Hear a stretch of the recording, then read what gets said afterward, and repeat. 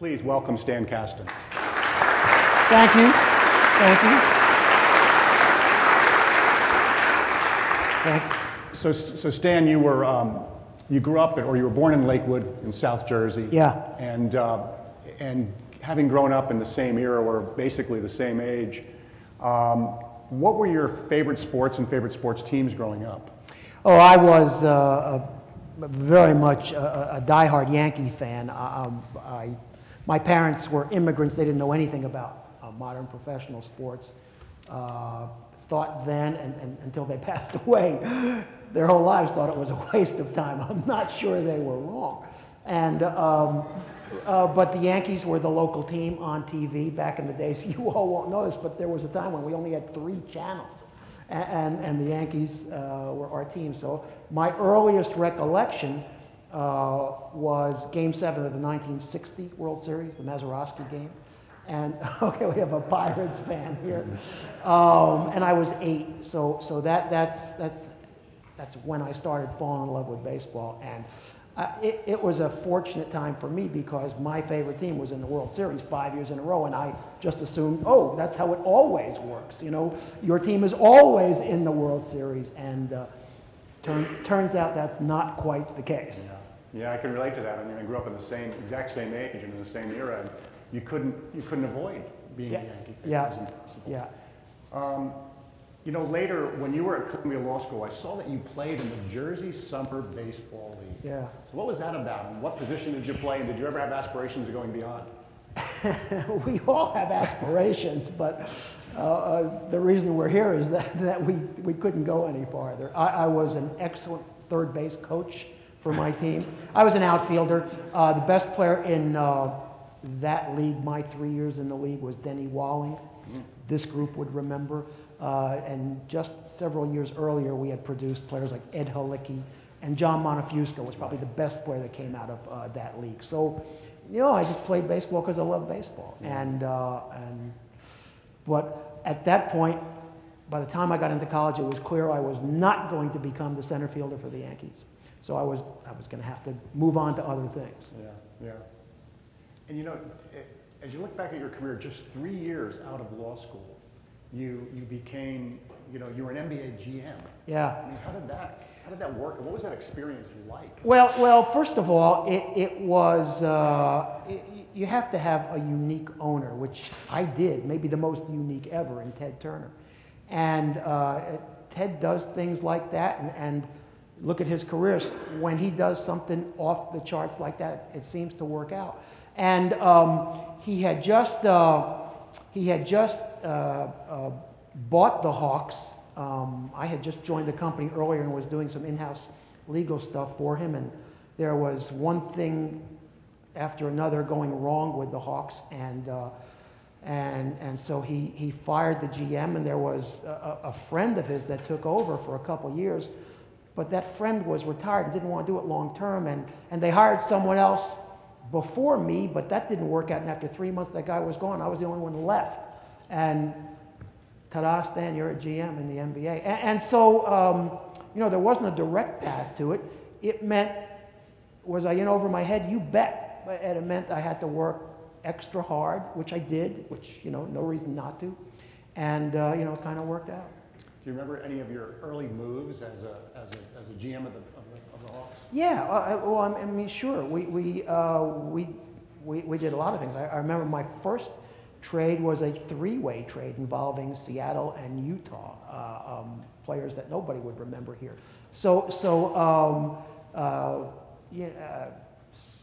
Jim McElroy and Ron Lee were, you know, it was complicated. But anyway, yes, I remember those, and it was intimidating because I didn't have any natural circle of colleagues. You know, I wasn't a former player. I hadn't even been in the business very long. So I had to build all that up while, you know, studying real hard on all the stuff I need to know. Yeah. And then when you took over the Braves, you actually took over for Ted Turner, right? Yeah. Ted was your predecessor, your owner. And so, you know, tell me about that. Well, the Braves were the engine driving the train of TBS. You know, it's what made TBS a national a national station with great appeal. And because of that, the ad boys were going to Ted every year and saying, Ted, we've got to get a hot guy to sell our ads this year. And so the philosophy had been, let's get every year's free agent. And so for years, whether it was Claudel Washington or Al Roboski or Andy Messersmith, that was the MO. We're going to sign the free agent. And because of that, you know, they were never getting closer, they were getting farther, because every year they'd sign a free agent and they just get worse. And by the time Ted asked me to take over the team, we were a last place team with the highest payroll in baseball, which is almost hard to do if you're trying to do it on purpose. You know, but that's a bad situation. And so I didn't want to do it because, you know, Ted's idea wasn't that I would do it instead of the Hawks. I was the GM of the Hawks at the time, and we had won some games, I'd won some awards, so he said, Stan, your first love is baseball, do this. But his idea wasn't take over instead of the Hawks, it was do it in addition to the Hawks. And I said, no, Ted, that can't be done. He said, no, you'll be great. In fact, you'll be the only guy running two teams, isn't that right? And I go, yeah, Ted, do you know why that is? It's such a bad idea, you know? But I said, nah. And as I always say, you know, Ted and I had this understanding. When he and I disagreed on something, we just did things his way. And so that's how I took over. But after I'd spent 30 days analyzing the circumstances, I sat him down and I explained, you know, here's why. You know, we're spending all this money and we're getting worse, okay? Here's why. When you sign a free agent, if everything goes right, you get one great season out of one great player. That's if everything goes right. But here are all the things that can go wrong. He could get injured. You're blocking the way for minor league players at that position. You're giving up draft pick compensation. And so let's take that money and invest it in scouting player development and hire more coaches and hire more scouts and buy more minor league teams, et cetera, et cetera, et cetera. And maybe if you do that for that same amount of money, you get 10 players, maybe each of whom gives you 10 major league seasons. Now, that's a difference of 100 to 1. Now, it's not going to be 100 to 1, but you know, you get the point. Ted, it's just a much better way to go. And to his eternal credit, he said, I don't need lectures, okay, just do it. And I say that because it's important, because owners will always talk about long-term plans, scouting player development, but you often see when the team loses 2 games in a row, people start getting fired. Okay, that was not Ted Turner. Ted, when he wants an answer, he can be an impatient guy, but when the answer requires time, he can be the world's most patient guy, and he was, and so he allowed us to do things the right way for the long haul, and the result was the Braves were good and are good, have been for a very long time. So in 1990, the Braves won, what, 65 games? Yeah. Next year, 94. Yeah. What was behind that transformation? Well, I think we had spent, as I said when I started, I told Ted, okay, the next 3-4 years, you know, we didn't have the internet. Thank goodness back then. We didn't have blogs back then. I would have been eaten alive. But I did tell Ted, talk radio, we had talk radio. I said, for the next couple of years, I'm going to be the village idiot every night on talk radio while we're building this up. And Ted could not care less. Ted is the most invulnerable guy to criticism I've ever met in my life. So yeah, we were bad, but we were building up, and we were building a terrific minor league farm system. And by the time, in the middle of 1990, when Bobby Cox agreed to go back into the dugout, I knew that the last piece was getting the right GM to make all the things that we had been working on fit, make it all go together and set the course for the future. And I was able to convince John Sherholz to come from Kansas City, and things went pretty smoothly from that point forward. Yeah. And you know, I've heard you say that one of the keys and foundations is both a strong farm system, player development, and a great starting rotation. Talk a little bit about those. Well, what I say is if you have a great, stable, consistent, healthy rotation, anything is possible. And if you don't have it, nothing is possible. So that's what it boils down. Now, So if you have 4 aces, you know, you're gonna win all the time. If you have 4 zeros, you're never gonna win. Now none of us are at either extreme. So all of our teams are somewhere in between those 2 extremes, and that's where the fun begins, and that's why our competitive balance is so good. But that's what you shoot for. I think if you can somehow come up with that strong, stable rotation that doesn't miss starts, that is consistent in their performance, you're going to go pretty far.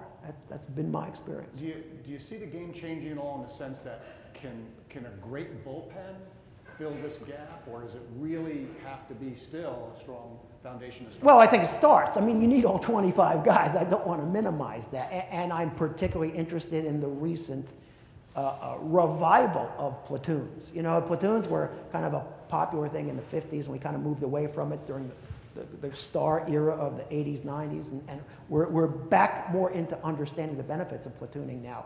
So you need all 25 guys, but I would say over my time in the game, bullpens have become increasingly important because we don't see guys, you know, throw complete games anymore. That, you know, we introduced Sandy Koufax to our players 2 weeks ago in Glendale, and everyone knows who Sandy Koufax is.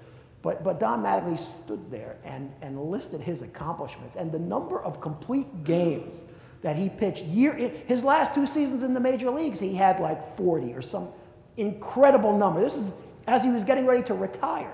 That era obviously is gone, and so now I think the game is, if you're within 3 runs in the 6th inning, you're in the ballgame, because now the fun begins. Now you start getting into your bullpen, which typically is not as strong as your rotation, and then there are going to be matchups and changes, and so it's a different game, and the bullpen has never been more important, that's for sure. Yeah. Talk a little bit about the Braves clubs of the string of the 14 straight postseason appearances, and Maddox, Glavine, and Smoltz, and some of the other pieces of that, and how it all came together, and how much was that responsible for sustaining the success? Well, it was way responsible for sustaining that success.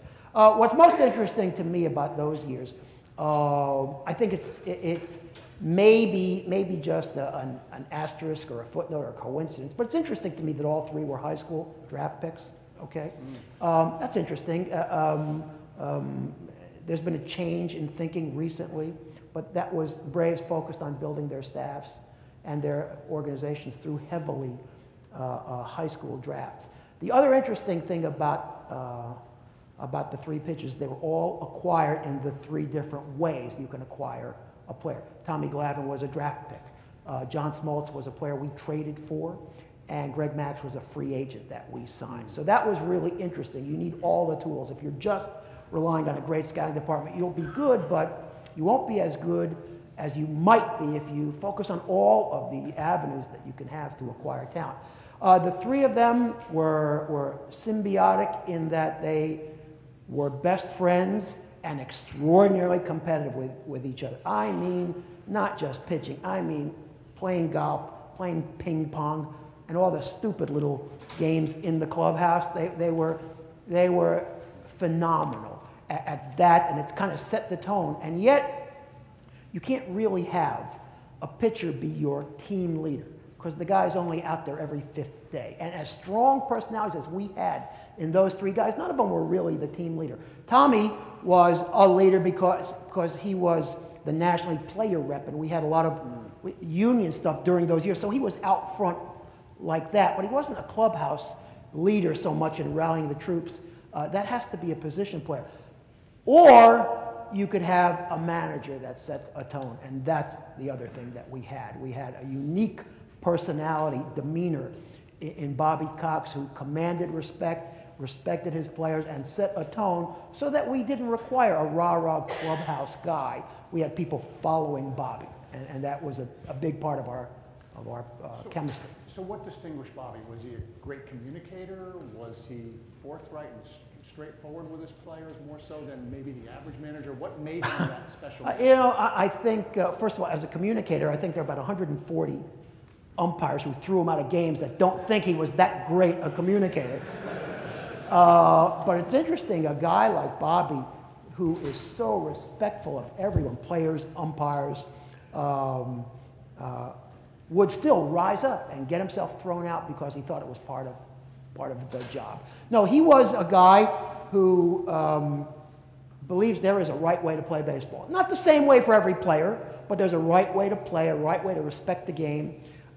He would communicate through his coaches, which I think is a very effective way. I don't know that Bobby had a lot of sit-downs with individual players over the course of a year, and that's common among great managers. You need your coaches. You need your pitching coach to be a guru for your pitchers. You need your hitting coach to be a guru for your position players.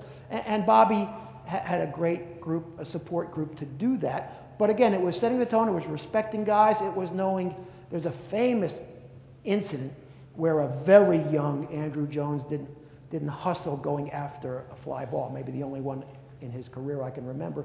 And Bobby took him out of the game in the middle of the inning to embarrass him. Mm-hmm. And that never happened again for Andrew Jones' entire career. But, Bobby didn't have to say anything. It was just how Bobby believed you played the game, and I'm going to respect you. I'm going to give you a lot of latitude, and I'm always going to protect you by going out there and getting thrown out of the game if I have to. So that was the culture that we had in that clubhouse. Interesting, yeah. When you joined the Nationals in '06, one of the first things you said was you vowed to build a farm system. And the results were pretty impressive. 2007, you got Detweiler and Jordan Zimmerman. 2008, Espinoza and Lombardozzi. Of course, 2009 was Strasburg and Storm, both in the first round, but also Nate Carnes in the 12th round, who's on their 40-man today and could be a factor. And then, of course, in 2010, before you left, Bryce. So talk a little bit about, what was behind the success, and obviously you had some very early draft picks, but beyond that. Yeah. Look, it's not, it's not a secret formula. I believe you build baseball teams, and those teams that have sustained success are built on the foundation of scouting and player development. And every team that has ever had sustained success, I think, has done it that way. That requires a great front office staff and great scouts and great tools, which more and more include analytics behind scouts. And that's it. And then guys who are willing to accept the goal of building a world championship team through their efforts. I think they have a terrific front office in Washington. I think they're led by a terrific GM who is very much a scout, very much scouting background, very different from a John Schuerholz, okay? I needed different things, but they're both outstanding at what they do. And Mike Rizzo came over with a real ethos about scouting and built up a staff around him that produces quality year in, year out. And yes, I think they're a very good team, and the most interesting thing about that team is how much of that team is homegrown. That makes it good, it makes it affordable, also makes it better for fans, because there's nothing that fans love in any sport more than young talent. And when you have a farm system that is touting guys a couple years ahead of time, fans can feel the anticipation and feel like they're growing up with these kids. It's a little bit of extra benefit for fans. So that's a team that's very good, and I think the fans are looking forward to a very exciting year. Yeah, you're right, though. That continuity, the opportunity to follow a player through his minor league career into that 6 years of control, just is a big difference between bringing someone in for 3 years as a free agent. It's a huge difference. I learned recently that prior to the purchase of the Dodgers, you had given some thought and started to look into the purchase of the Astros. Yeah. Talk a little bit about that process. Well, when I left Washington after the 2010 season, I had a lot of calls and expressions of interest and inquiries. Would you consider this? Would you consider that? And right at that time, as I was deciding what to do, the Astros, and I was looking at all sports, and I was advising people and doing some consulting, and so I was examining opportunities in all 4 major sports. And the Astros were on the table publicly for baseball, and I thought that was a very interesting opportunity, which it really was. 4th largest city in America, 4th largest market, the largest market in America with only 1 team, about to kick off a brand new RSN that they own a significant piece of there. So there are a lot of upsides. Now, what was clear was they were going to need a rebuilding job, and I thought that was going to require a tearing down and then a building up. Very similar to what they're doing now. I think they're doing a terrific job.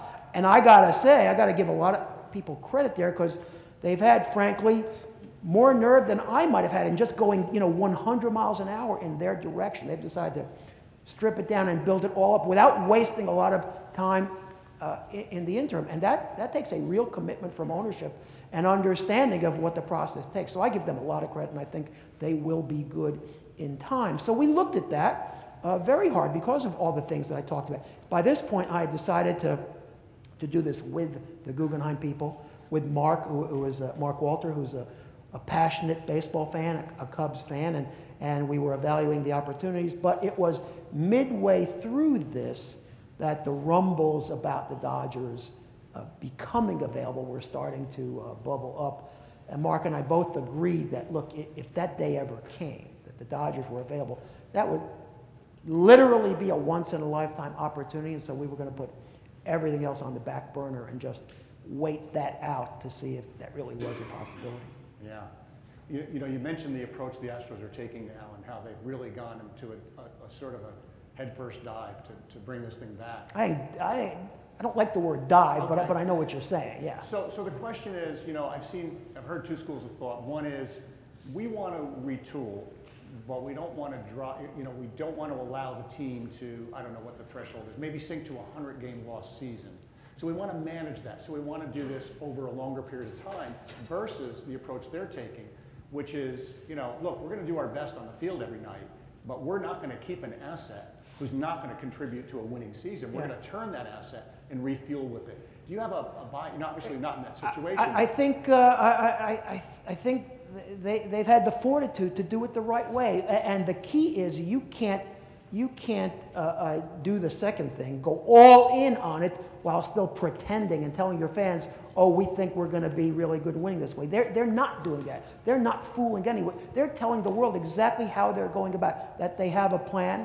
And it gets much easier for fans to understand. And they're even saying, look, if you don't want to support us in this interim, we get that, we understand. But we're telling you what we're doing. We're being open. We're being forthright. We do have a plan. Here's what it is. And I like that approach. I like, that's the only way to do that. So I give them a lot of credit. And like I said, I would not be surprised if they're very good much sooner than people think because of that. Yeah, interesting. So now let's shift to the Dodgers. You started your investigation of what the Dodgers would be like to own, what the revenue and financial opportunities were. You had your group already assembled. You're not going to tell me that you anticipated paying $2 billion for the franchise when you got into this process. No, I'm not going to tell you that. That would be a lie. But when we dug into the due diligence, got the numbers, did an awful lot of homework, did an awful lot of analysis with people who do this kind of analysis every day for a living and have been very successful at it, Mark, Todd, all their colleagues at Guggenheim. This is what they do, and they appreciated the upside that we could realize in a market like LA. Let's remember the elements of what we were buying. We were buying an iconic global brand that was a little down on its luck in recent years, in the second largest market in America and the media and entertainment capital of the world, when its TV rights were about to expire at a time that rights fees are exploding. All of those things were what we were buying, and we went through our decision making and reached the conclusion that because of all those factors, if we do our job, if we build the team correctly, then there'll be a return to us because of the size and strength of our market and all those other factors, from ticket sales and from sponsorships and media and all of this. And frankly, we feel even more confident about that decision today than we did at the time we made the final bid. From what I can see, the fan responsiveness has been tremendous.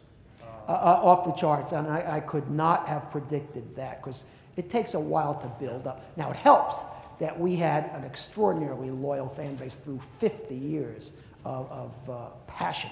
But last year, opening day, we were at 17,000 season tickets, and we were hoping to start building that up. Well, by opening day this year, we're going to be north of 30,000 season tickets. And for a fan base to turn around that quickly, it's very gratifying to us. And for fans to give us that vote of confidence before we've accomplished anything is very rewarding, and we're unbelievably appreciative of that. That's tremendous. Talk a little bit about, to the extent you can, or tell us what you can about where you're going from a broadcast standpoint as you go forward now. Well, such a big part of what. Well, we don't kick off a new RSN Regional Sports Network till next year, 2014. This year, we're still with our partners at Fox, who have done a great job for us.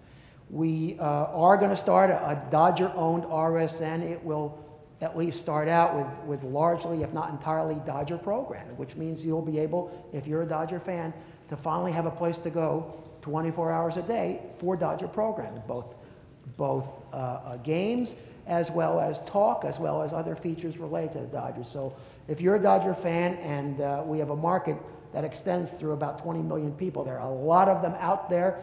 We think it's going to be very popular. It kicks off next year.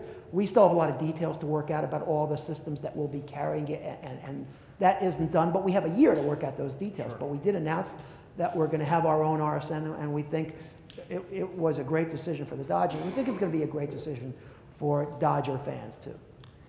Somewhat patterned and modeled after some of what Yes has done? Somewhat, yeah. That's been a very successful model for the Yankees. There have been others, but the final configuration of all of it has not really been set yet, but that's a good example to follow.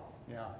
So let's talk a little bit about your organization's aptitude and usage of analysis to make decisions.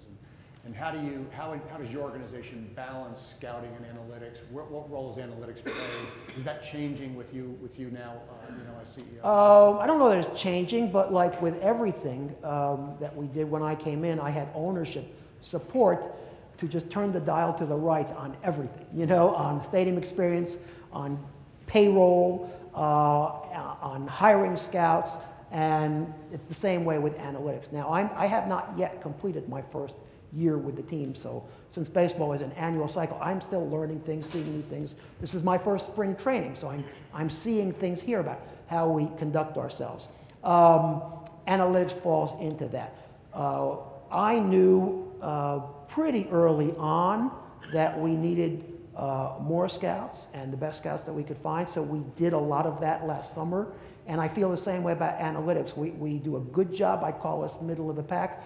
I want to get to the top of the pack. So we are looking into systems acquisition, hardware acquisition, and also more people to do a lot of that. Now, personally, if you ask me my personal opinion, I'd say I'm probably 60-40 scouts versus analytics, if you can even quantify that. Mm-hmm. And there's a reason that I got to that position. That's where I am, but I want the best of all. I want the best scouting reports I can have, and I want the best data and data interpretation that I can have so that we can make, ultimately, the best decisions. Mm-hmm.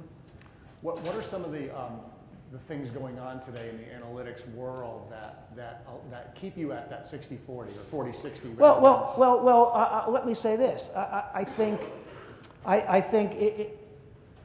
certain analytics are better in certain circumstances. Let me give you an example. I think that I say I'm 60-40, and I mean that when it comes to like player evaluation and making decisions on players. I'd be different if you asked me about game situations and game simulation. I think statistics are a heck of a lot more valuable, more reliable, more predictive in game situations. And I think that has intuitively been the case because for as long as I've been in baseball, 35 years or so, managers have been using platoon splits. They've always, primitive stats, just like that. And now there's a lot more of that. But that's because in game situations, the same situation is going to come up 100 times, 1,000 times.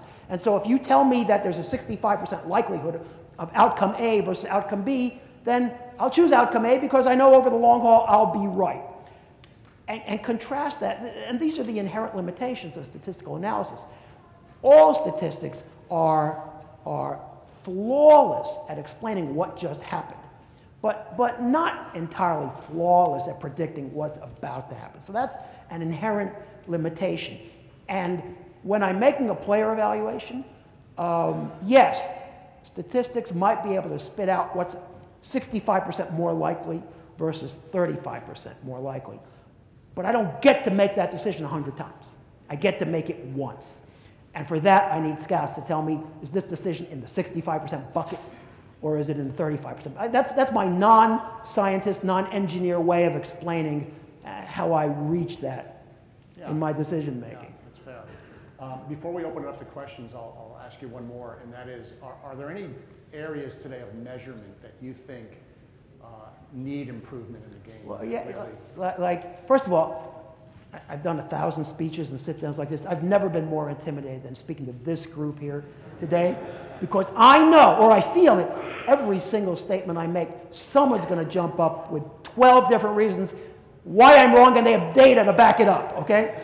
But I'll bet you everyone in this room thinks the Holy Grail remains getting better at defensive measurement, okay? We still haven't quite figured that out. We've got a lot of theories, and everything we get is better than what we used to have, but we ain't there yet. And if someone in here thinks we are, then I need to see you and see what new system you're using, because that, I think, there's a long way to. In basketball, I could measure defensive results because there's a much more direct relationship between the mistake you make and the basket that a guy scores. Mm-hmm. It's not that way in baseball, and so it's just harder. Much bigger field, more players doing many different things. So that's the Holy Grail for me, a reliable defensive measurement and what it all means. But you know, we're so far ahead of where we were 10 years ago, and I know next year there's going to be new stuff coming out, and I'm looking forward to it. That's terrific. Questions, please. Start with Dick. Wait for the mic, Dick. Be gentle, Dick. Oh, actually, this may be, I don't know. Going back to the big transition in Atlanta, when from doormat to, you talked about, to league powerhouse, at least according to some defensive metrics, one of the big things that happened was you got guys like Pendleton, Bream, Belliard, Nixon, and the defensive efficiency of the team just, that really in a way drove the success of the mound and so forth. So my question is, was this something you guys sensed at the time? Oh, no question about that. That's a great observation because it's exactly true. We got that one off season between 90 and 91, we added Bream and Belliard and Pendleton and got Otis Nixon. Now, magically, also our pitchers got better. Can you imagine that? Yeah, that's how that works. You know, and all of a sudden we were a team that hadn't produced a pitcher in 20 years, and now we couldn't stop producing pitchers. So yeah, that was definitely a conscious decision by our incoming GM, John Sherholz, but it was also consonant with the plan Bobby and I had been discussing leading up to that year. But there's no question about it that was and remains a really good thing to do. You want to help your pitchers, get better guys to catch the ball. That's for sure. Right here. We had a great talk yesterday from Brian Kenny on the idea of changing the perspective on how the game is played, and you talked about liking that Platoon is coming back. And he had mentioned, you know, statistically speaking, relievers are throwing better. The batters only see him once. And he was throwing out the idea of going to like a full platoon pitching situation where you never see a batter a third time. And I was really interested to see, because you talked about like reticence to break the mold, because you break the mold, you get judged a lot harsher for failing than if you fail within the mold. What you thought about that, about new and maybe a little more experimental takes on that sort of playing the game? You know, well, first of all, speaking as a guy who just spent a lot of money to get another starting pitcher, I like your idea. You know, I think using more relievers and fewer starters, maybe that's a way to go. I don't see it happening this year or next, but listen, those things happen over time. And you know what it will take to change is one manager and one GM believing in it and doing it and having success. And within 2 years, everyone will be trying a variation of that. That's how it works. That's how changes are made in our sport. The only thing that hasn't caught on like that is the occasional time we see in the National League someone bats a pitcher eighth, that has not caught on, okay? But I like the motivation behind things like that. But as I said, it's only going to happen when some team really does it and has success with it. John? Yeah, hi, John DeWan, Baseball Info Solutions. Two really quick things. First of all, we can measure defense now, so I just wanted to throw that out there. There's been a lot of people talking about not being able to measure defense. I think we have a very good handle on it. And your stuff is as close as there is right now. I completely agree. It's been you know, in the last 10 years it's come a long way. But I wanted to throw something out there that you said. You're in a room full of analytical geeks, right? And scared to death. Yeah. We really love the analytics, but I have to tell you, I 100% agree with your stance regarding scouting and analytics. 60% scouting, 40% analytics. We know our place. Our place is simply to add to what's out there and add to what scouts bring. They are extremely valuable. So it's that blending of the scouting with the analytics that we believe in this room that is important to really understanding what's happening with players and you know, and predicting the future about what players can do. John, let me tell you that one of my favorite GMs of baseball, who's very smart and very successful, says to me, he really likes analytics when it completely supports what his scouts are saying. You know, okay. When it doesn't, he's not so much into them. But you know, most of the time, I really 80%, 90% of the time, analytics do back up what our scouts are seeing, and that's kind of comforting. It's the 10 or 20%, which, by the way, can make all the difference, that you have to dig in and evaluate why is there this dissonance between what the data is showing you and what the human subjective stuff is showing you. So, and that might still be the thing that separates good teams from less good teams. You talked about how building a starting rotation is important to building a team. A little more volume on the mic, or speak into it more. You said that building a starting rotation is crucial to have a good team. Anything is possible if you have a good starting rotation. As we've seen recently, the role of closers and the saves, how a good closer can motivate a bullpen. Do you feel a good starting rotation can help make the bullpen better? Well, I can, and by the way, there are some of you in here that will object to the notion of closers qua closers, right? There's that. Of course it can by saving them innings, you know, but if you don't need your 7th, 8th, 9th inning guys, which increasingly we all have specialists for, if they don't need to go out every day or even every second day, that's going to make them a heck of a lot more valuable and effective, particularly in August and September and hopefully October. So yeah, if you can get more and more, if you can get a starter who goes 7, not to mention 8 innings, wow, that's a huge plus. It will make your whole staff better for sure. Hi, I have a question about the TV deal.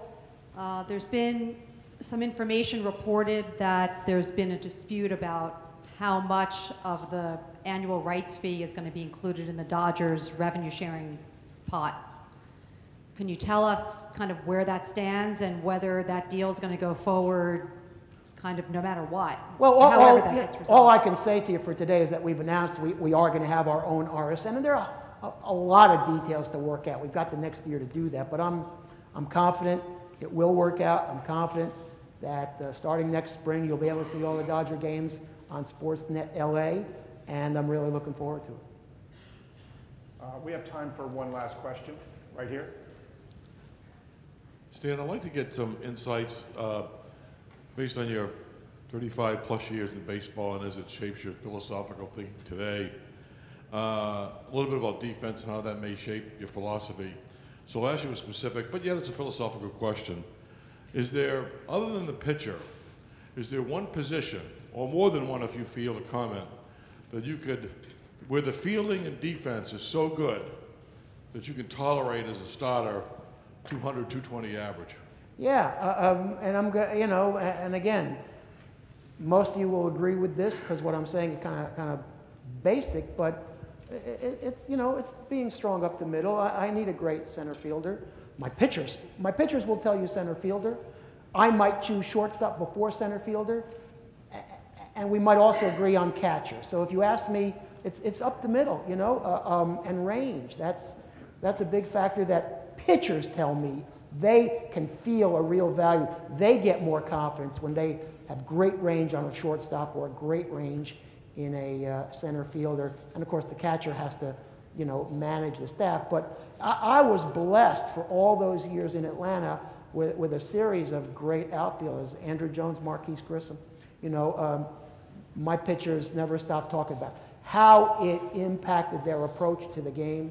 Greg Max did not feel bad about giving up fly balls in Atlanta. It didn't bother him a bit because he knew there was one guy that was going to go get everything, and that made a big difference. So I'd say it's shortstop. I think shortstop for me, but my pitchers might say center fielder.